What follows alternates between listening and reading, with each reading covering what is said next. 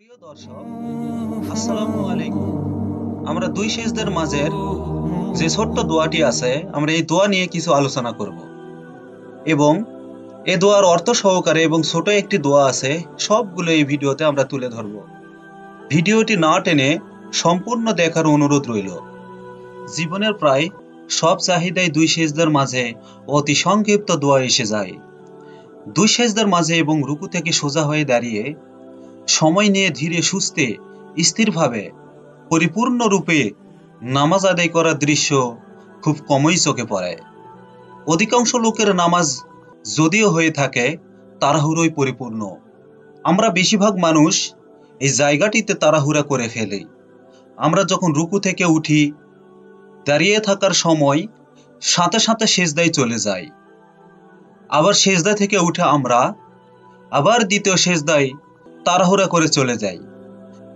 এ সম্পর্কে হাদিস শরীফে এসেছে, বারাআ রাদিয়াল্লাহু তাআলা আনহুতে বর্ণিত, তিনি বলেন, সালাতে দাঁড়ানো ও বসা অবস্থা ব্যতীত নবী করিম সাল্লাল্লাহু আলাইহি সাল্লামের রুকু, সেজদা এবং দুই সেজদার মধ্যবর্তী সময় এবং রুকু থেকে উঠে দাঁড়ানো এগুলো প্রায় সমপরিমাণ ছিল।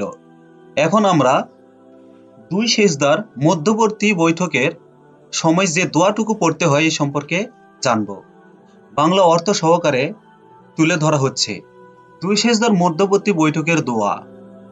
আল্লাহুম্মা গফিরলি, হে আল্লাহ আমাকে ক্ষমা করুন। ওয়ারহামনি, আমার উপর রহম করুন। ওয়াহদিনি, আমাকে সঠিক পথে পরিচালিত করুন। ওয়াআফিনি, আমাকে নিরাপত্তা দান করুন। ওয়ারজুকনি, আমাকে রিজিক দান করুন। ওয়াজবুরনি, আমার সকল ক্ষয়ক্ষতি পূরণ করুন। ওয়ারফানি, আমার মর্যাদা বৃদ্ধি করুন।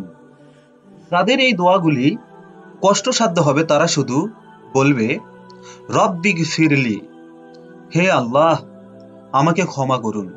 নিম্নতম 2 বার এই রব্বিক ফিরলি উচ্চারণ করবে দুই সেজদার মধ্যবর্তী সময়ে। আশা করি এই ভিডিওটি পেয়ে আপনারা অনেক উপকৃত হবেন।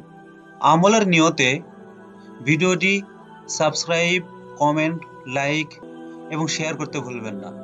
Thanks for watching.